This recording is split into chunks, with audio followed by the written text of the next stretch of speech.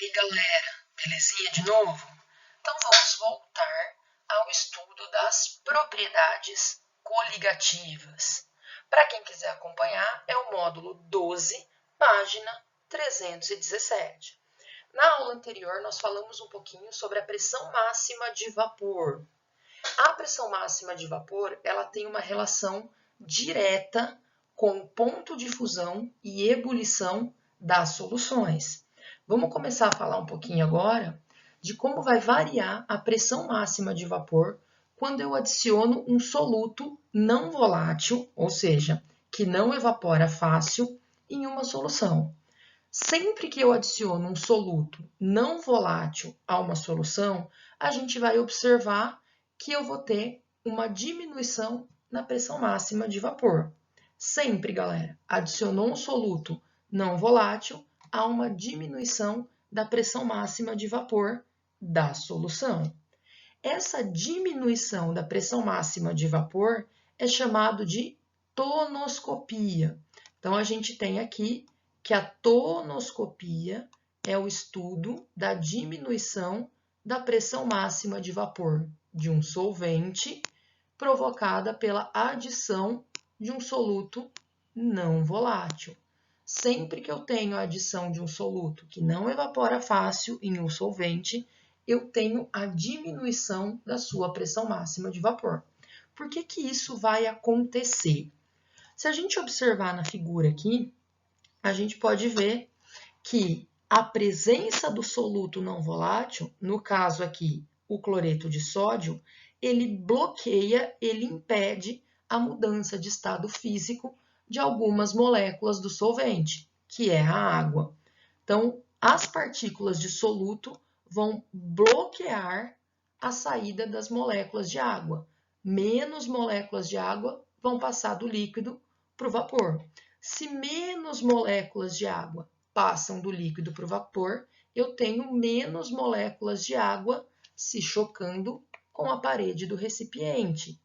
Isso leva a uma diminuição da pressão de vapor do solvente em relação à solução. Saída das moléculas de água é menor, consequentemente o número de moléculas que passam para a fase de vapor também, e aí eu tenho uma diminuição da pressão de vapor da água no recipiente. Então, só lembrando, tonoscopia vai estudar essa diminuição da pressão máxima de vapor do solvente quando eu adiciono um soluto não volátil, belezinha? A gente vai ver como que essa diminuição da pressão de vapor influencia nas temperaturas de fusão e ebulição da solução. Tranquilinho? Continuando, galera.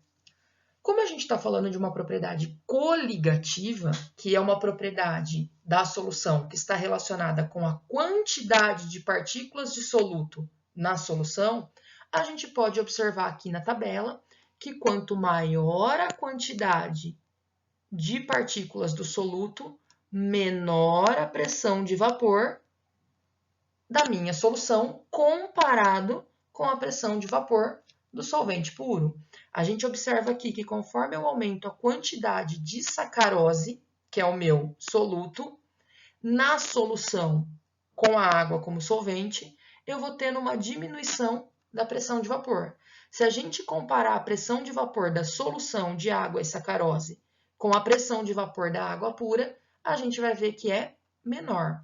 Essa diminuição da pressão de vapor da solução em relação à pressão de vapor do solvente puro é chamada de abaixamento da pressão máxima de vapor. A gente consegue calcular esse abaixamento da pressão máxima de vapor. A gente vai fazer a diferença entre a pressão do solvente puro e a pressão do solvente na solução. Essa diferença é o abaixamento da pressão máxima de vapor. A gente consegue observar isso no gráfico, galera. Se eu pegar aqui, ó, pressão do solvente puro é a pressão 2 e a pressão da solução é a pressão 1. A diferença entre a pressão 2 e a pressão 1 é o abaixamento da pressão de vapor, que a gente pode chamar também de efeito tonoscópico. Observando os valores do gráfico, a gente também consegue perceber que a pressão de vapor do solvente na solução vai ser sempre menor que a do solvente puro. Então, a pressão de vapor do solvente em uma solução, olha aqui na tabela, é sempre menor que a pressão de vapor do solvente puro, pela adição de um soluto não volátil. Tranquilinho, então? Vamos falar agora como que essa diminuição da pressão de vapor interfere na temperatura de ebulição da solução. Essa propriedade a gente chama de ebulioscopia.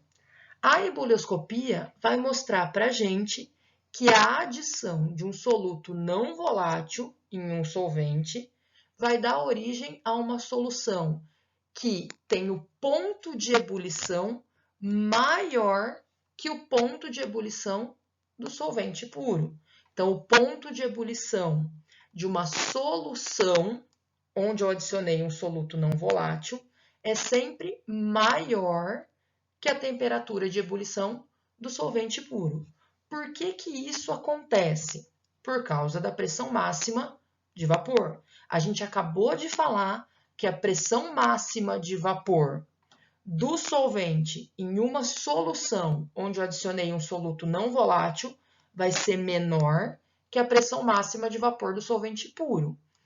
Portanto, a energia que eu tenho que fornecer para que as moléculas do solvente passem da fase líquida para a fase de vapor na solução vai ser maior. Eu preciso aquecer mais o meu sistema, eu preciso fornecer mais energia para uma solução do que para um solvente puro, para que eu tenha mais moléculas de solvente na fase de vapor. Se eu tenho que fornecer mais energia, galera, vai ser mais difícil eu evaporar esse solvente. Então, quanto menor a pressão de vapor, mais energia eu preciso fornecer para evaporar o solvente. Consequentemente, o ponto de ebulição do solvente em uma solução é maior do que o ponto de ebulição do solvente puro. Esse aumento do ponto de ebulição do solvente na solução em relação ao solvente puro é chamado de ebulioscopia. A ebulioscopia vai estudar o aumento do ponto de ebulição do solvente quando eu adiciono um soluto não volátil. Vamos ver isso, como funciona. De novo, vamos relacionar esse aumento da temperatura de ebulição com o aumento da quantidade de partículas de soluto dissolvidas na solução. Então, o aumento do número de partículas dissolvidas na solução vai diminuir a pressão de vapor da solução e vai fazer com que a temperatura de ebulição fique maior. Lembrando que pressão de vapor e temperatura de ebulição são grandezas inversamente proporcionais. Quando eu aumento uma, eu diminuo a outra. No caso aqui, eu estou diminuindo a pressão de vapor pela adição do soluto não volátil e estou aumentando a temperatura de ebulição. Eu preciso fornecer cada vez mais energia para as moléculas de solvente mudarem de estado físico. Lembra que tem lá aquela barreira de soluto impedindo essa mudança. Por isso, a temperatura de ebulição é mais alta. Esse aumento da temperatura de ebulição também pode ser calculado. De novo, a gente vai fazer a diferença entre a temperatura de ebulição da solução e a temperatura de ebulição do solvente puro. Essa diferença é chamada de elevação da temperatura de ebulição. A gente pode observar aqui no gráfico. A temperatura de ebulição da solução é maior que a temperatura de ebulição do solvente puro. E essa diferença é a elevação da temperatura de ebulição.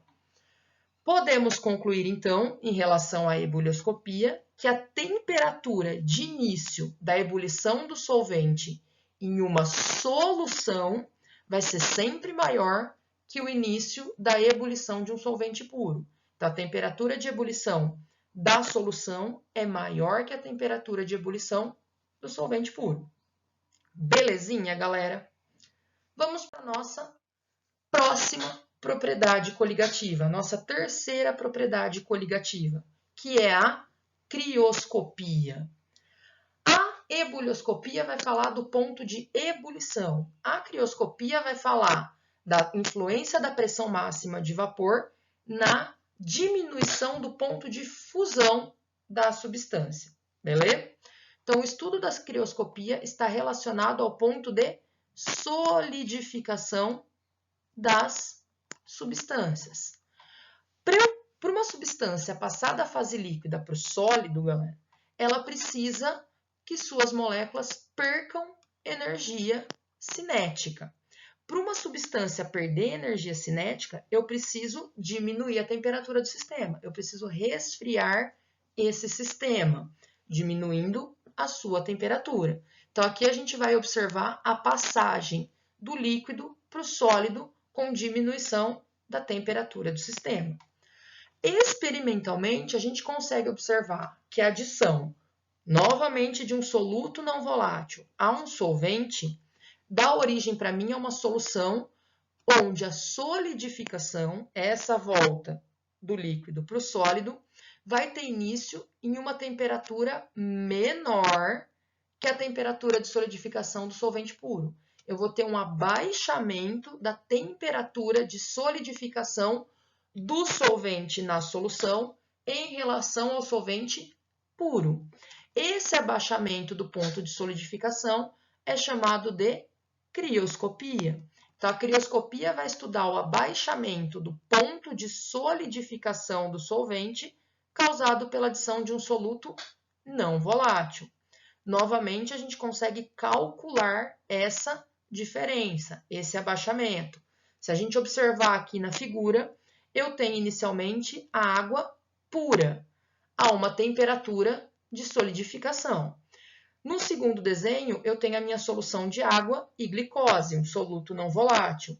A gente pode observar que teve uma diminuição na temperatura de congelamento dessa solução. Essa diminuição é chamada de efeito crioscópico. Onde a gente pode enxergar esse efeito crioscópico no nosso cotidiano, galera? Quando eu tenho países muito frios, onde as temperaturas vão abaixo de zero facilmente, a gente tem que tomar cuidado para não ter o risco de congelamento da água dos radiadores dos carros. É muito comum, então, em países frios, onde tem neve, enfim, a gente usar uma substância chamada de anticongelante, que na maioria das vezes é o etileno glicol, que vai ter a função de diminuir o ponto de congelamento da água.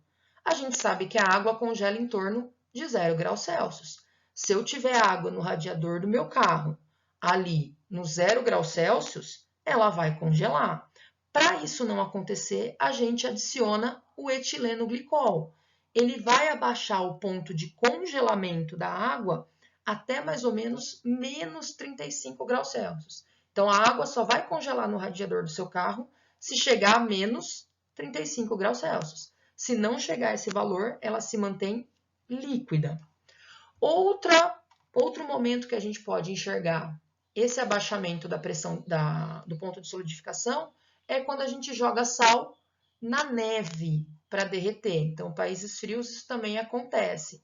Para a neve não bloquear as estradas, a galera joga sal na neve. Ela vai derreter se eu tiver uma temperatura de 0 graus mais ou menos, porque o ponto de congelamento dela é menor que 0 graus. Belezinha?